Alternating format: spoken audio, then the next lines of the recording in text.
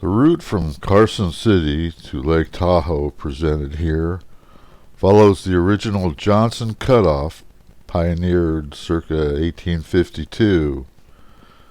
It ascends the length of Kings Canyon before descending into Clear Creek and ascending again over Spooner Summit to Glenbrook.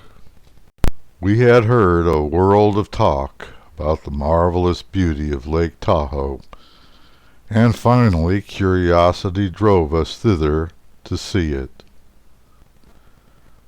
3 or 4 members of the brigade had been there and located some timberlands on its shores and stored up a quantity of provisions in their camp.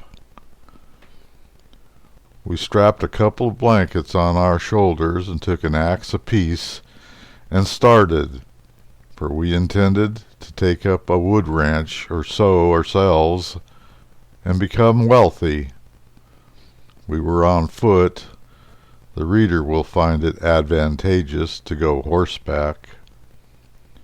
We were told that the distance was 11 miles. We tramped a long time on level ground and then toiled laboriously up a mountain about 1,000 miles high and looked over. No lake there. From the west, the route from Spooner Summit, known then as Eagle Pass, descended from Spooner Summit down Clear Creek Canyon.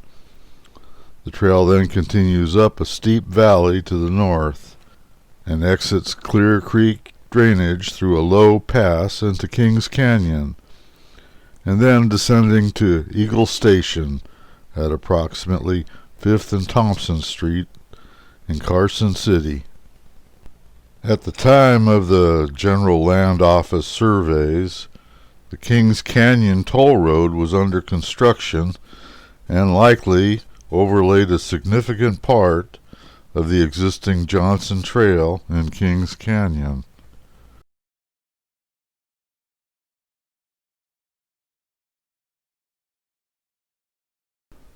Sam Clemens never realized his thought of being a timber baron. However, many others had the same idea, and the last 3 decades of the 19th century witnessed the annihilation of Tahoe's forests on an unprecedented scale.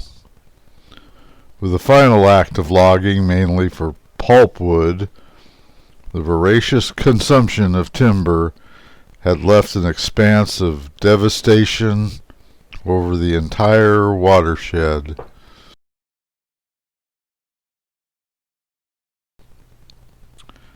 We descended on the other side, crossed the valley, and toiled up another mountain 3,000 or 4,000 miles high, apparently, and looked over again. No lake yet. Chinese laborers were likely in the Spooner Summit area at this time, working to build new toll roads. The Walton Road passes this location, and the Kings Canyon Toll Road begins in this area. The Kings Canyon Toll Road contains many old stone retaining walls, typical of Chinese construction. We sat down tired and perspiring and hired a couple of Chinamen to curse those people who had beguiled us. Thus refreshed, we presently resumed the march with renewed vigor and determination. The ridge, dominated by Pullman Rock, obstructs the view of the lake in the Spooner Summit area.